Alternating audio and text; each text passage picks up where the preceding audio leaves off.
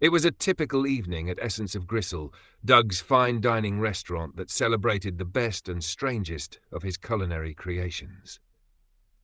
The dining room was filled with curious patrons delicately picking at plates of gristle tartare and nervously sipping fart smoothie samplers when the front doors swung open, and in walked 3 stern-looking inspectors from the health department. Their unexpected arrival sent a ripple of murmurs through the room. Doug, who was plating a new batch of deep-fried gravy bites in the kitchen, was quickly alerted by one of his servers.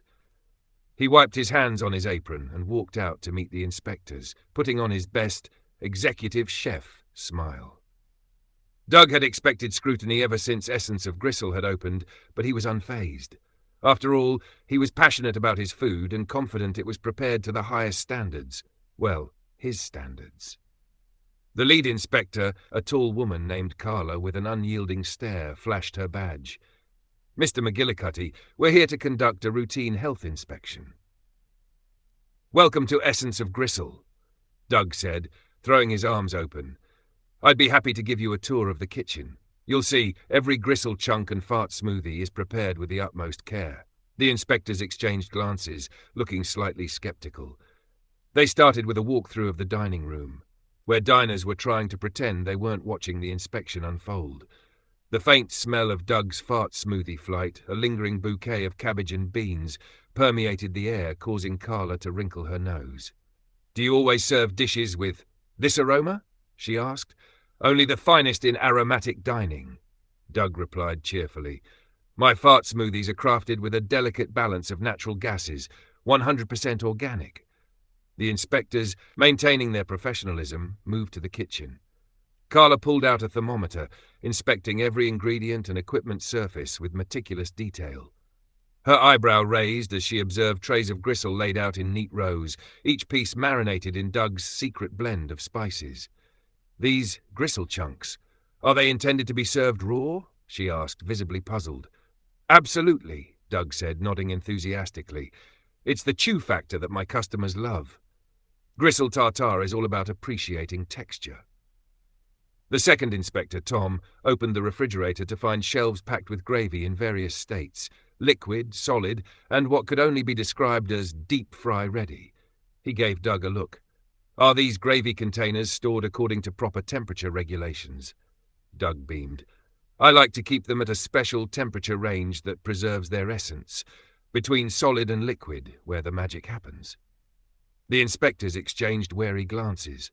They moved on to the deep fryer, where remnants of deep-fried gravy clung to the sides, a thick, oily sheen glistening under the kitchen lights.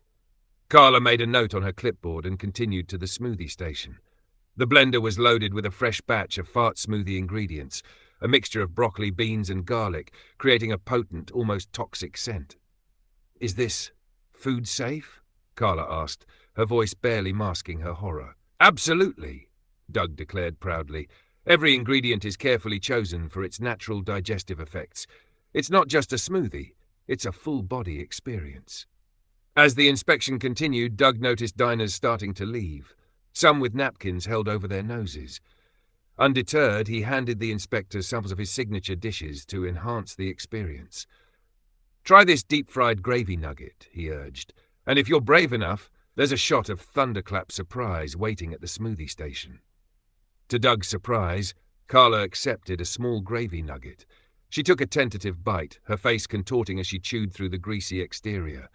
Her expression quickly turned to horror, but she maintained her composure, swallowing hard before making a few more notes. After nearly an hour, the inspectors regrouped. Carla cleared her throat, looking directly at Doug. "Mr. McGillicuddy, we'll be in touch with a full report. There are some serious concerns here." Doug, smiling as though he'd just won a Michelin star, nodded enthusiastically. "I look forward to it. You can't rush genius, after all." As the inspectors walked out, Doug waved them off with his typical cheerfulness, unfazed by their reactions. The diners, now mostly gone, had left their partially eaten gristle tartare and untouched fart smoothie flights on the tables. Doug shrugged. "Some people just don't get it," he muttered to himself, already planning his next big menu addition. Gravy essence vapor shots for a truly immersive experience. Only time would tell if Doug's dream of culinary fame would survive the health department's scrutiny, but as far as he was concerned, he was just getting started.